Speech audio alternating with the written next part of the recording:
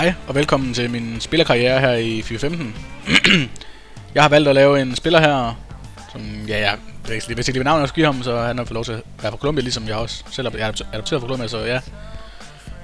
Han er blevet opkaldt efter ikke nogen af vores fodboldspillere, men derimod vores kære, tidligere Formel 1-kører, Juan Pablo Montoya. Jeg har så valgt at starte for Bayern. Det er måske lidt, hvad skal man kalde det, op ad bakke. Nu skal det ikke ligefrem nemt at spille sig ind som angriber, eller generelt spille sig ind på Bayerns hold, bare lige sådan som en lille bøsse her. Så jeg har et par venskabskampe her, som jeg har tænkt mig at spille nu, og så og vi ser, hvad det fører til, om jeg kommer på første hold eller ej. Vi kan jo være heldige, at der måske er nogen, der får skader, og nogle af de angrebne... Vi kan være heldige, at nogle af dem op foran, der får skader, som gør, at jeg får lov til at komme på holdet i en reel puljekamp, så nu vi ser, jeg spiller professionelt, 5 minutter regnvejr, jeg rører ikke ved nogen settings undervejs, altså jeg ændrer ikke på vejret eller tid eller noget andet. Og jeg spiller kun som mig selv, så... Ja, fordi jeg gider ikke styre hele holdet, så kunne jeg lige så godt lave en trænerkarriere i stedet for. Og nej, jeg gider ikke de åndssvage ting her. Det var bare væk med bolden. Så skyder mig ind over... Lad os nu få lov til at skifte den. Står bare og løber frem til bolden. Det var lige klart. Tak for de endelig måtte skifte. Hi there, I'm Martin Tyler, and this is the Allianz Stadium. Så vi ser, så er vi her på Allianz Arena, så ja. Se, det regner. Og starter med at smide bolden væk. Som sagt, så er jeg striker, så ja. Jeg synes godt, jeg kan... Hold nu op, dommer, der var ikke noget jo. Så ja, jeg ligger og hygger mig her foran. Godt klæder. Så gider jeg ikke rigtig gå hjem og hjælpe. Altså man kan sige, jeg er jo striker, så jeg behøver jo ikke gå hjem. Altså jeg kan jo godt, altså nogle gange, hvis det er en kamp, hvor jeg vurderer det nødvendigt, altså, eller hvis forsvaret sejler, eller hvis vi allerede har stor en føring, at det kan være lige meget, så er der ikke nødvendigvis nogen grund til at stå der foran, når jeg kan hjælpe til hjemme i forsvaret, bare sikre, at der ikke bliver scoret på os. Så.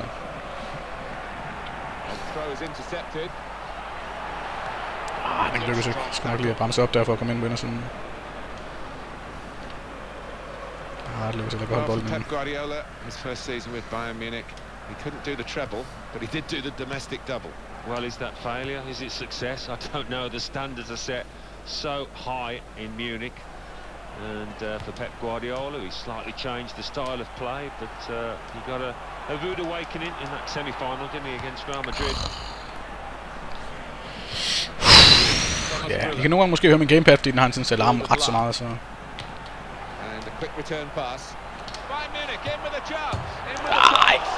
hvor er bike. Ja, vi scorer der stadigvæk, så... Offside! Hvorfor står du også offside, din store gorilla? Det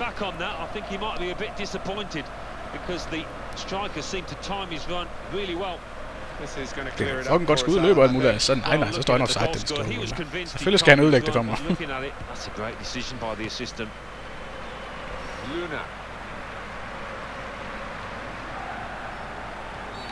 Ja, der får vi sparket bolden op.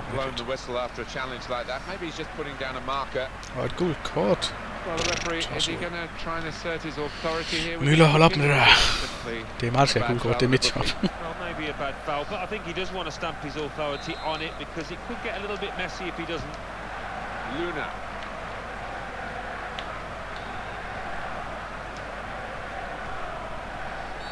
Hold nu, dommer, jeg gjorde ikke noget, jeg tog bare bolden fra ham jo. Jeg synes, de skal... Måske være meget rart, hvis de fik helt på de der dommer her i FIFA. Jeg synes, det er så lidt irriterende der, at når du tager bolden fra en, uden at du går ned og sparker ned eller noget andet, så får de lov til at få den igen. Så op til mig den også. Det var så ikke den, man skulle.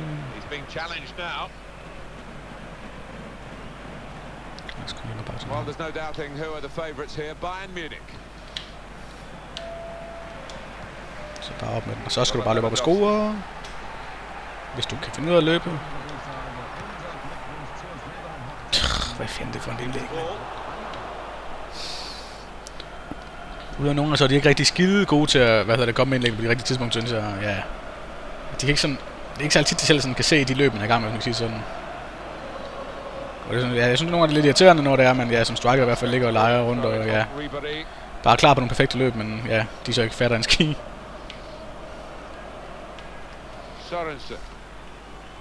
Sørensen, hvad fanden der spiller her? Skulle aldrig være en dansker. Det er i hvert fald nok ikke Thomas Sørensen, han står mål. Han står mål som regel. Philip Lahm. Montoya. Så skal du bare løbe. Sørensen. Sørensen, hvad fanden er det? Hvad fanden har vi som centerback for Danmark? Sørensen. Spiller, hvad hedder den der klub egentlig overhovedet? Hellas ved hun. Ja, det ved jeg sgu ikke. Fuck it. Det er også lige meget. Hold nu op med det der passivt spil der. Throw in for Bayern Munich.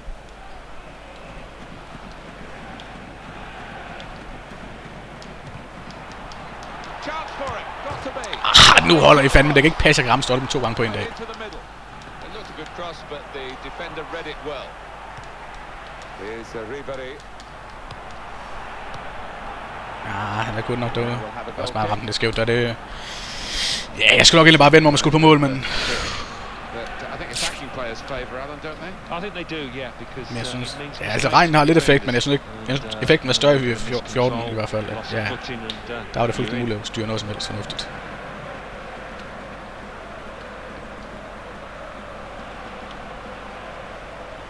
Bayern Munich winning the ball back.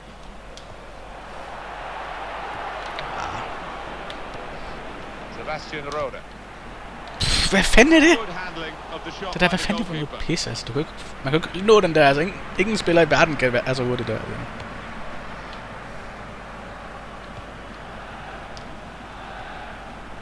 Nej, det er også egentlig også en anden grund til at jeg valgte at spille angriber, fordi altså jo bevares jeg endnu dårligere forsvar, men jeg er også rigtig dårlig som angriber, så. Frank Ribéry.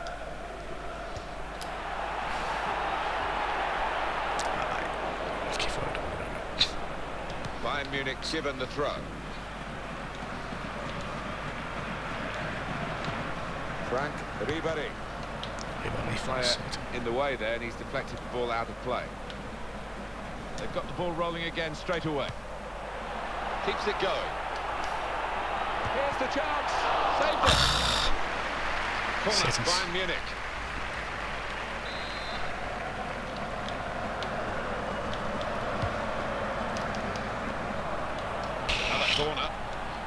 Problemet er sådan set også, jeg har valgt bevidst ikke at være så høj, fordi ja, for det første, fordi jeg blå med det er en grund, men også mere sådan bare generelt, at jeg, hvad hedder det...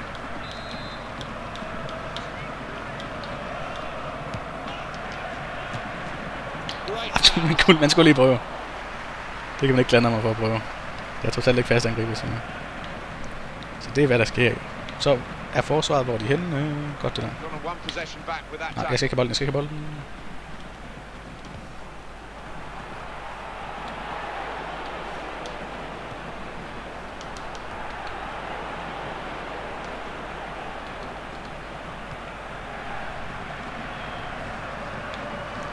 Men altså også, jeg tænker egentlig også, fordi jeg kan sagtens selv, hvis jeg selv spiller angriber også, så kan jeg sagtens finde ud af at selv lægge den op til mig selv. Jeg kan sagtens finde ud af at selv lægge den op til mig selv, altså hvis jeg selv spiller som hele holdet. Derfor er jeg mere bare vil spille som enkelt angriber i forhold til at spille pro-klub, som vi spiller sammen med andre tosser. Så perfekt, lille sødt touch på den lige midt i det hele. Så det var et mål lige før pausen, det er simpelthen perfekt det der. Selvfølgelig vil jeg sige, at jeg vil godt have skåret på nogle af alle de mange chancer, jeg har haft, men... det er vist godt noget at stoppe der. 1-0, skide godt. Altså det er også det, jeg tænker her i venskabskampen. Jeg tænker, at jeg skal score så mange mål som muligt og lave så meget som muligt generelt. Jeg tænker, jo mere jeg får lavet af gode ting, jo større chance er der for, at jeg rent faktisk er den, der får lov til at spille spilletiden, når sæsonen er slut. Og så kan jeg så ikke aflevere den. Men det er også igen, altså i og med, grunden til at jeg ikke altid gider aflevere den, det er fordi også, når jeg løber jo, så er det jo heller ikke sikkert, at han gider fatte, at han skal aflevere den. Hvad fanden er det? Hvad fanden er det på en klæring, mand? Det er bare Thomsen af 11 til, altså. Satan, hvor spørger. Kom nu lige i gang. Hvad laver du? Så i forsvar.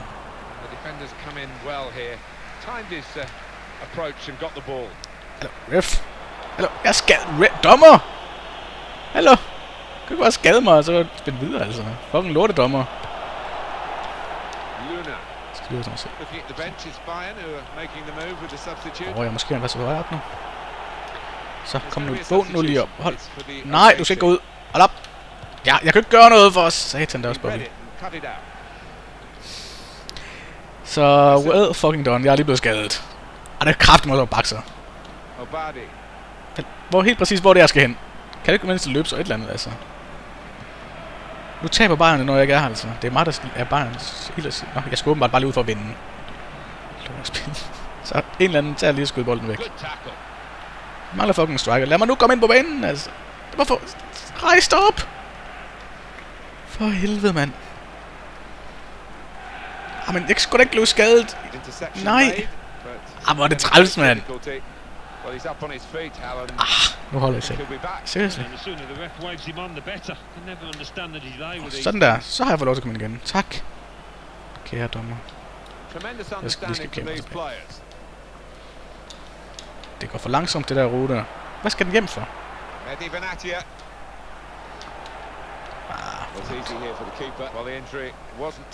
Flyt dig nu, så jeg kommer ud igen, målmand.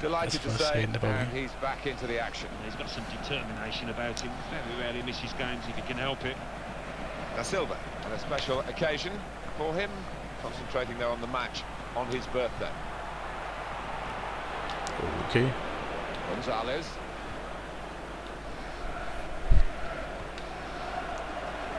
Luna. Jeg tænker, jeg må egentlig bare prøve at gøre, hvad jeg kan, og så jeg satser på det nok. Godt det der.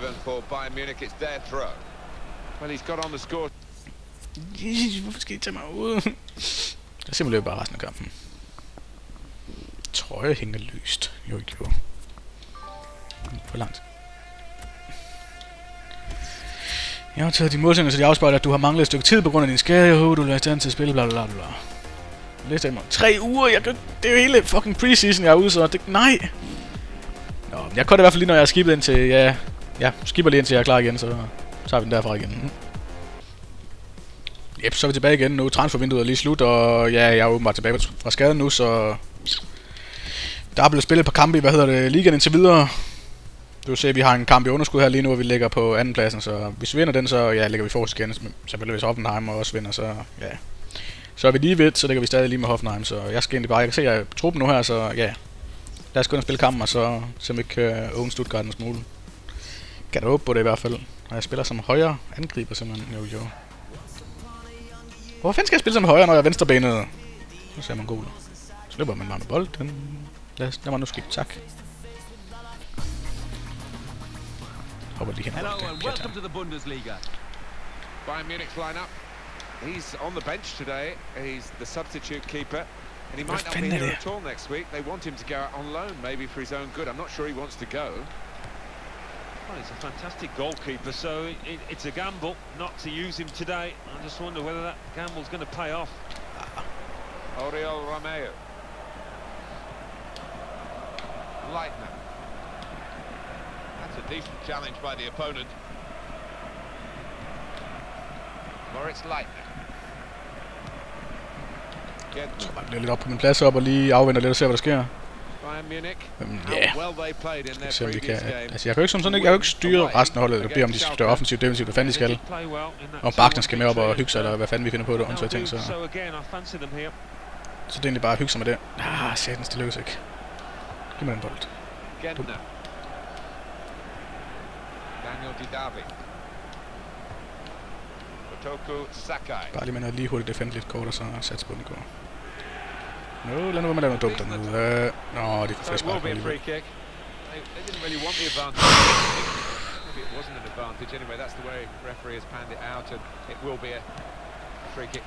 Vågn nu op! Satan! Hvad laver I? Er det rent faktisk Nøjer, der stopper målet? Hvad laver Nøjer? Store gorilla. Hvorfor er det også Martinez er i forsvaret i stedet for fucking Danse?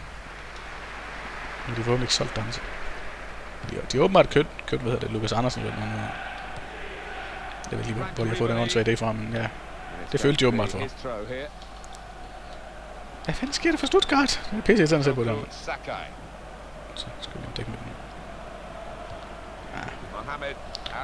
Kan jeg ikke dække alle pladser op, jo. Hold nu op med at give dem en gast, altså. Jeg vil angribe, jeg er striker, jeg skal ikke. Nej. Oriol Romeo.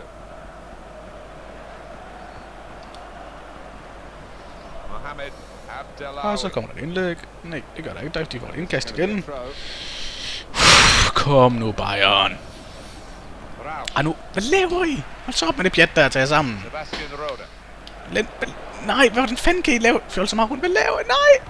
Godt det der. It is a goal kick. Målspark. What? Målspark? View on the attempt at Jeg goal. tror han blokkede den. Nå, åbenbart ikke. Så, jeg lader nu. Jeg er bange for det. Nu har jeg lidt ligesom når jeg spiller fodbold, men så nu er jeg så virkelig bange for, at de laver noget dumt. Montoya. Hallo, ref.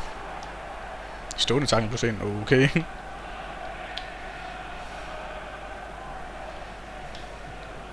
Throw in Bitch. here. Ikke mere en bold.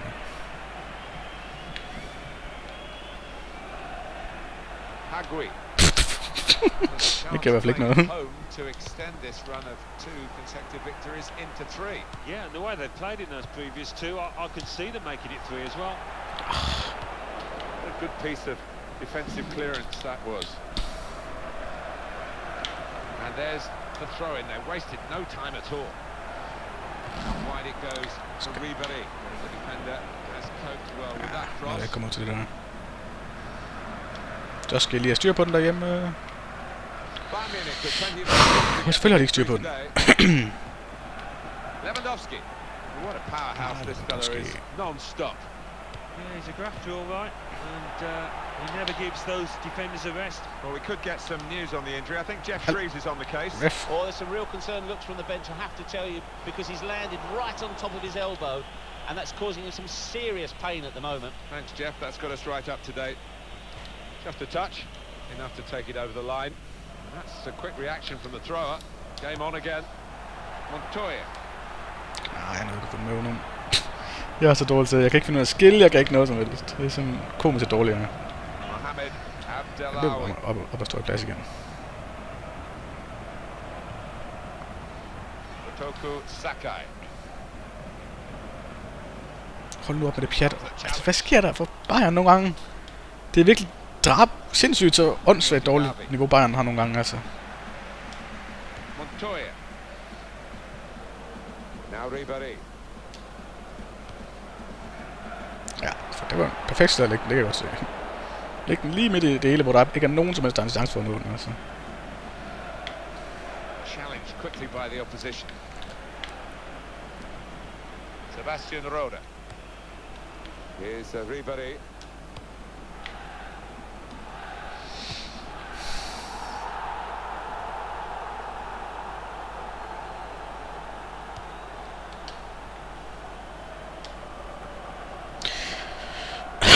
Få den nu lige hurtigt under kontrol. Så stille og ro på. Nu skal jeg lige skyde offside igen. Now Ribéry.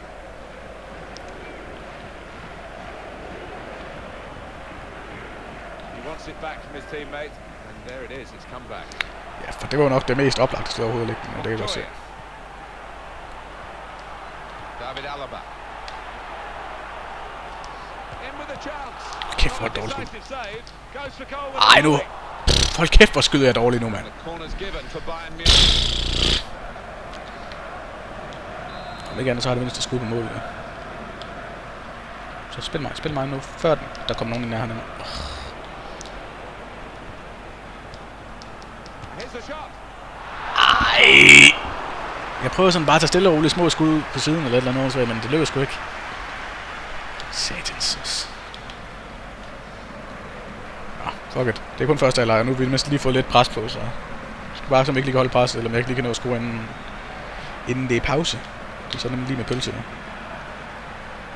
Towards Lewandowski. Ja, det er måske også lidt optimistisk at lægge den sådan her til Lewandowski. Mohamed Jeg er sådan god til det, men... Came in with a challenge. Hold nu op. Kæft, hvor er I langsomt til de afleveringer, It's mand. half time, and the score is 0-0 here. Altså, jeg har næsten lyst til at sætte AI'sen op på større sværhedsgrad, fordi det irriterer mig nogle gange, at de er så dårlige til at lave afleveringer, så... And the sides very similar in style. Så længe jeg ikke bliver taget ud, så er jeg egentlig glad. Selvfølgelig, men jeg har flere skud på mål end Lewandowski, altså. Another 45 minutes to go. And Meget mere offensiv, han har, set your altså. watches, off we go. Han plejer bare at ligge, han ligger bare for rundt lige nu. Mohamed Ja, det ved jeg ikke. Abdellaoui. Jeg løber hjem igen. Nice piece of tackling here. And that's strong defense. Hvordan kan du overhovedet ligge den så Oriol dårligt, altså? Romeu. Det er simpelthen ufatteligt. Kotoko Sakai. Nogle gange synes jeg virkelig ufatteligt så dårligt, de lærer til at lægge den her til bold, altså. Tag jer nu lige sammen, drenge. Gentner. Jeg skal få dem hen bold, jeg skal bare score. Kept out by a player getting in the way of the shot. He can only put it behind for the corner. Jeg kan ikke gøre noget. Got good hands, this goalkeeper. That's a good save. Nå ja, en eller anden giv mig nu bolden. Ja. Spark det endelig over til den anden side, hvor Dorsen står faldet rundt og ikke finder noget. Looking at the bench, it's Bayern who are making the move with the substitute. Moritz Leitner.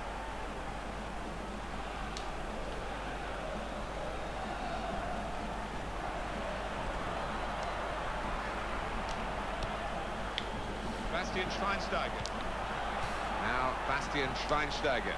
He's got space. Nej, hvordan kan jeg skyde så meget forbi, mand? Hold kæft for det ringe. Hold nu kæft for det ringe, det der, mand. Robben i stedet for Müller, jo.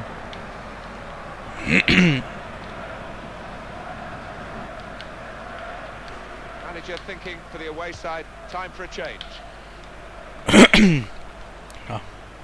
Skift spiller de også ud. Ja, løb der endelig lige ind i kontakt med en af de store spillere. Det er jo en genial idé. Så hvad fanden er den der Muammar Gaddafi, eller hvad fanden er der noget der? Så Neuer, stille sikkert ud af tage den her. Neuer, hvad laver du? Tørt bolden næste gang, Neuer. Hvis du kan mig stresse det der. In the next match in the Bundesliga. And, I do think it's going to be tough. They're up against really good opponents. Det går for langsomt. Players limbering up for the away team. Substitution in the offing. Nu op med jer, jeg har solgt. Sebastian Rode. Tiki-taka wannabe nu. That ball belongs to the goalkeeper.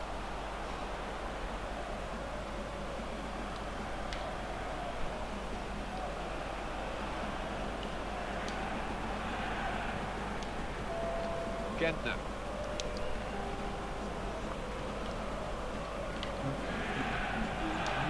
Gentner. Så læg nu lige lidt højere pres på. Kom så. Sak nu. Kom med bolden. Skide godt.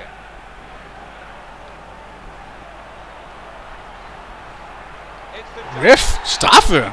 Tak! Så please sig det meget lov til at tage det. Please, dommer. Please sig det meget lov til at tage det så. Så skal jeg fandme vise dem, hvordan man er nu og lægger den midt i målet. Hallo? Prøv at se! Hvorfor er det ikke mig, der må tage dommer? Det er fucking meget, der skal lov til at tage straffe der, så min pro-bøsse, han kan blive bedre. Og så skal vi ved med, at han enten slår bil, eller også tonser den helt ind på målmanden. Kom nu op. Kæft, hvor er det godt, det der. Og også bare det mindste, du kan altså. Ja.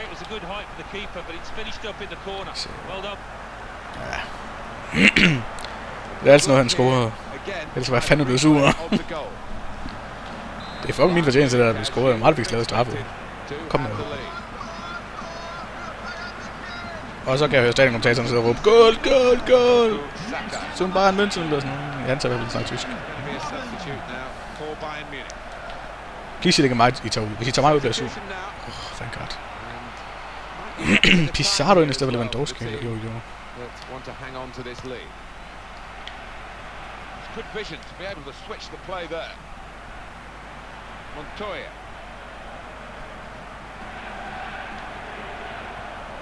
Værsgo. Skal bare score. Hvordan kan du skyde den så meget forbi? Hvor bander gorilla? Kraft med et løs skovler nogle gange, mand. Ej, det fandme også over bakke, så. Det er sådan, den skulle bare hugges til, altså. For satan, der er sådan en And it's Robin. Robin has seemed to get better with each passing year. He's certainly stayed fitter. I think that's been a key to his development. Sorry, hvis jeg ramte ham. Det gjorde ikke noget. Det er så det faren med nogle gange går ned i en tackling der. Man kan så også håbe på, at man får bolden med og målmand, så det gør en god. Så det er lidt der hele pointen i, når jeg går ned i tacklinger der. Nogle gange gør det måske også lidt mere, end det er nødvendigt, men ja. Arjen Robben. Montoya. Skal du tage løbet, din store gorilla? The lead is still intact, but only just. The fans a mixture of nervousness and support. Well, it's on a knife edge, this. I wouldn't like to call which way it's going to go. Where there's life, there's hope, but there's not much life in the game.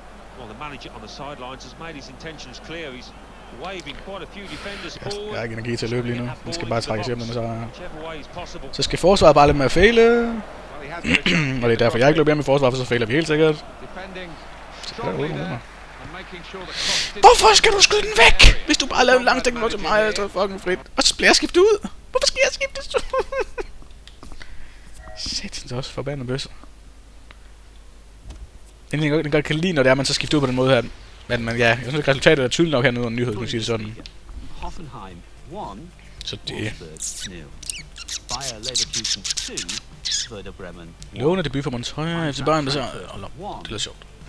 Simulerer kan hvorfor ikke være med mod Galatasaray, bare fordi det er Champions League, mand. Nu holder I fanden.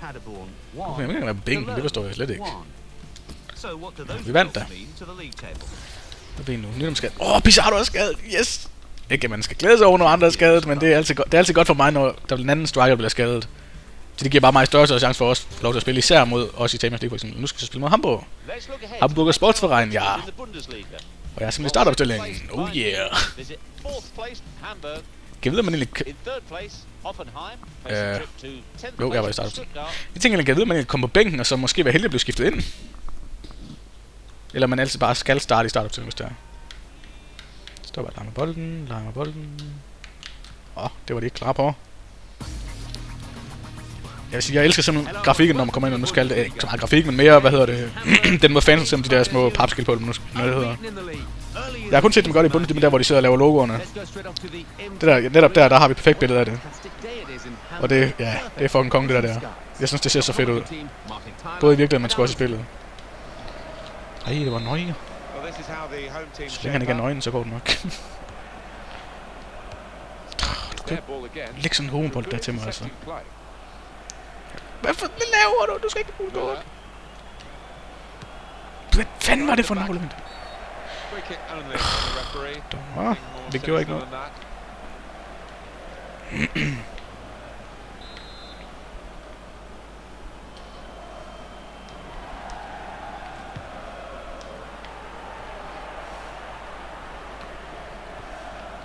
Sebastian Rode.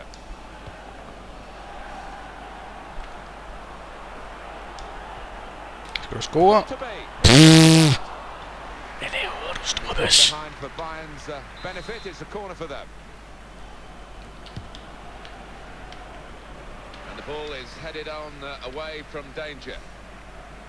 Hvorfor tager de det også? Så den ene gang, de ikke kan tage det hurtigt, så tager de selvfølgelig pisse ud, det er jo klart. Kom lige hjem det forsvar. Defense. Godt det der. Sebastian Rode. There's no doubt that Bayern Munich are very strong favourites for this one. He's got space. Here's the chance. No, yeah,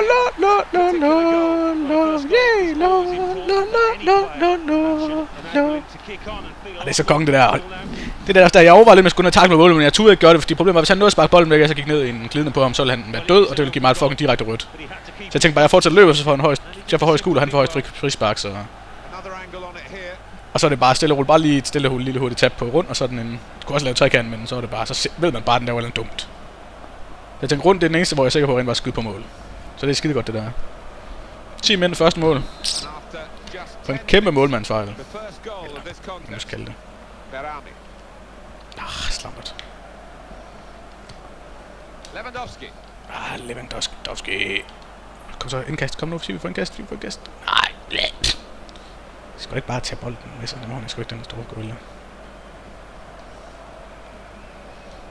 Jeg burde nok egentlig spille min energi på at løbe rundt og jagte spil. Jeg tænkte, nu vil jeg lige give en chance, for hvis det lykkes mig at få den erobret, så ja, vil vi stå rigtig godt lade med. Godt det der, godt klæder.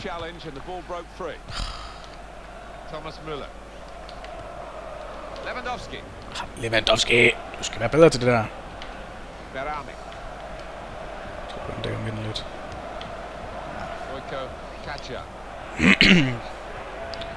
Jeg er ikke ligefrem de steder defensivt eller noget, så det var egentlig bare lige for at lige gå og hygge sig lidt med at blokere den. I'm very scared when that happens. Because I cannot leave when it is that to do that.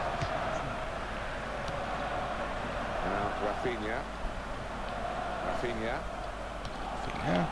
Lewandowski. Jesus Christ. Retarded avls. Hele bunden, altså. Dirk Meyer. Simpelthen retarderet uler, altså. Nikolaj Müller. Jeg bakker det lidt tilbage igen. He's looking for the cross. Petr Jiřiček. Hvad laver jeg helt derhjemme? Kan jeg så komme op igen? Så det er skide godt det der. Så kom nu. Løb. Flyt dig nu, så jeg kan komme forbi. Slamt. Jeg kalder det min slamp. It's an exhibition here with such great passing. That's going to be easy for the keeper Hallo, to collect. ref! Den er fair nok, det der. Det var ganske det er fair nok. Jeg kan lige så godt prøve, altså worst case scenario, så lykkes det ikke, så ja. Så er vi lige vidt, altså. Det, vi fører stadig, så. Sebastian Rode. This is the chance. Nej! This goal advantage. Fucking hell, now got a corner.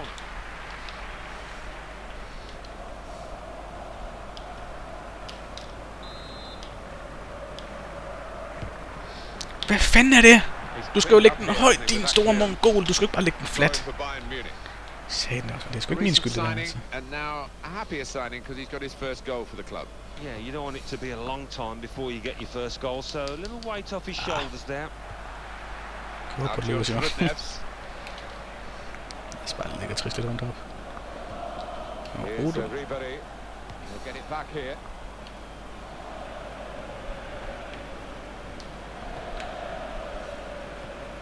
Good piece of tackling there.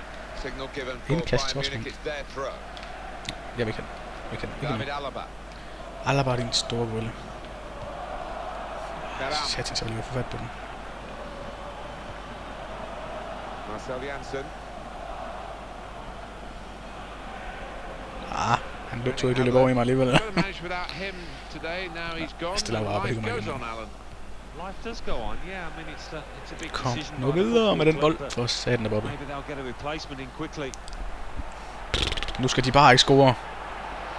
Jeg gider ikke se på det. Janssen with the cross. And the Godt defender clear, gets godt there first. Det er ikke mit job at clear den der. Godt det der. Så skal den bare prikke ud. Nej. Wojko Kacia. Here's the shot. Neuer, tak. Manuel Neuer. Tak fordi du også gider være på banen i dag. Corner now, and that conjures up the possibilities of a goal to level the score. Skal den lige være vågne. Godt det der. That's the goalkeeper's ball from the corner.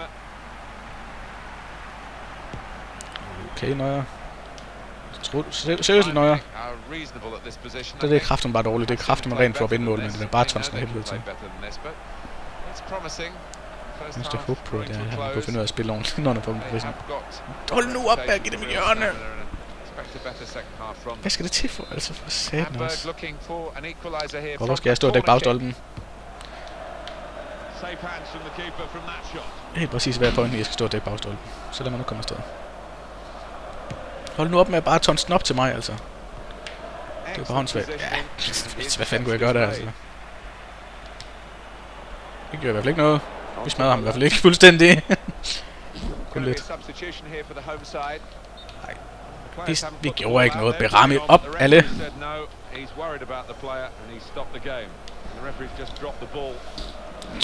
What? Vi gjorde ikke noget, dommer. Jeg synes, det der det var åndssvagt, det der jo. Det går for langsomt. Vi skal hele vejen hjem, og så er der pause. 1-0 på et kongemål af mig. Så længe vi vinder, så er det vigtigt for mig, fordi altså, det er vigtigt for mig egentlig, som sådan ikke at vi vinder, og det eneste jeg kan sørge for, det er jo sådan bare, hvis vi får lavet mål, fordi så er det mig, der får æren for det, kan man sige sådan, det er selvfølgelig sjovt nok. Hvad fanden er det? Det er bare dårligt det der, mand. Det er stedet elendigt. Lad nu være. Nikolaj Müller. Og så death. Nu skal han også sparke den ind på mig, altså. Müller. Så kom nu hurtigt indkast, hurtigt indkast. Montoya. Jeg kan ikke gøre den, prøv at lægge den ind der, altså jeg kan jo ikke selv komme med den. On to Müller. Få nu fat på den bold. Nej. Van der Vaart til den falske Müller. Yeah, it's a corner. Hjørne, hold nu op. Maybe to get level. Goalkeeper here, Alan. Hvorfor skal jeg stå på den bagstolpe der? Jeg hader at stå på bagstolpe. this boy, what a save. Jeg bliver lige stående indtil jeg ved, hvad der sker. Okay. Bayern Munich ready to bring on a sub. Robert Lewandowski.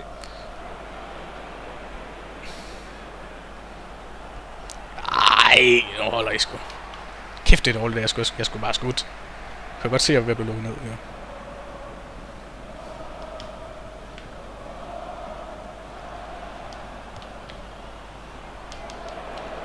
And the ball is headed on away from danger.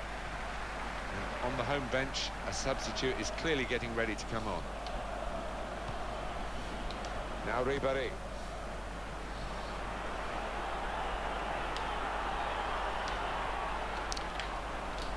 Well, they're a goal up. Now they've got a corner here. Well, they're a goal up and now they got a corner here.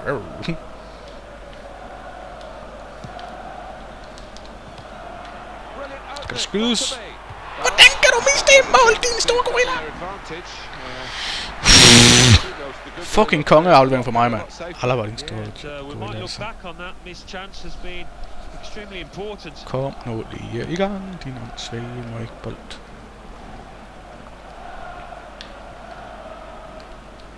Rafinha. Going to be a substitute now for Bayern Munich. Ja, læg den endelig midt i det eneste rum, hvor jeg lige er blevet fra, det er jo klart. Læg den det værst mulige sted i hele verden. Pierre-Michel Lasogga. Frank Ribéry. Hvorfor skal den sparke sidelæns ud af banen? Nej, alt for meget kraft, det der. Det var dumt, det her.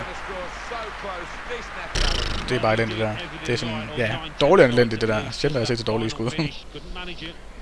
Faktisk sjældent, jeg skyder så dårligt, den der. Goal news involving Stuttgart. Hallo, ref! Stuttgart fører 2-0 nu, Hoffenheim jo.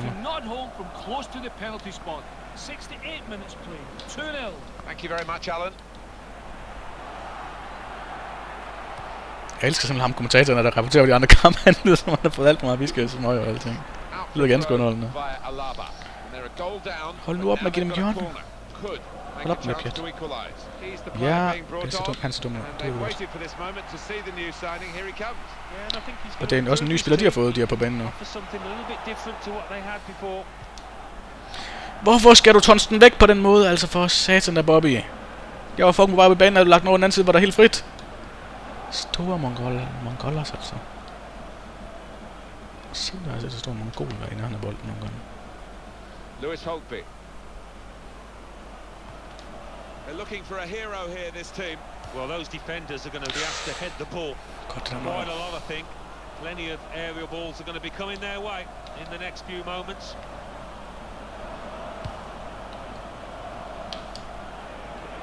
Så skal du bare køre på, eller du kan smide den væk.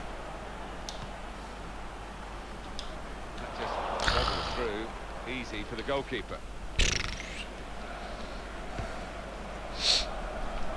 Kom nu, drenge. Lewis Holtby.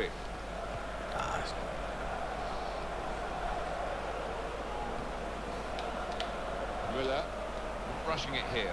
Moving from one side to the Kom other. nu, vi skal fandme ikke spille uafgjort på det pisse her. Nå ja. Skal fandme ikke have uafgjort med Hamburg og Sportsvejen, når jeg laver sådan en kongemul tidligere. Det skal ikke være, når det er mig, der laver det hele. Hvad fanden er det? Hvad er det? The opposition haven't been able to pick a fight really with them in the best sense today. They've been second best, and Bayern have been the better of the two teams. Petr Jiřiček. Og så 3-2-1 og indlæg. Og så fjoller de rundt ind i forsvaret, og så får de mål. Skal vi se. Mål. Hvad laver de? Hvorfor skyder de ikke? Hvad laver de? Så skyd dog!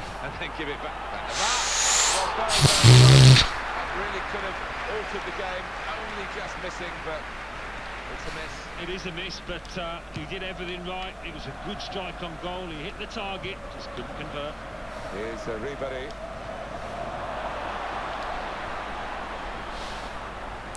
Det gik ikke. Nu er jeg lige på bolden igen. Van der Vaart. On the ball. Van der Vaart.